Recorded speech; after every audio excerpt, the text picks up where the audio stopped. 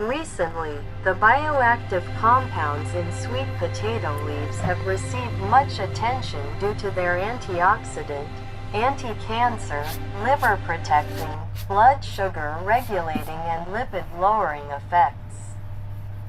Nutritional composition of sweet potato leaves. According to studies, 100 grams of sweet potato leaves contain nutrients such as energy 22 kilocalories, water 91.8 grams, protein 2.6 grams, starch 2.8 grams. In addition, sweet potato leaves also contain many nutrients such as vitamins B, C, E, beta-carotene, biotin and minerals such as magnesium, phosphorus, calcium, potassium, manganese, zinc, copper.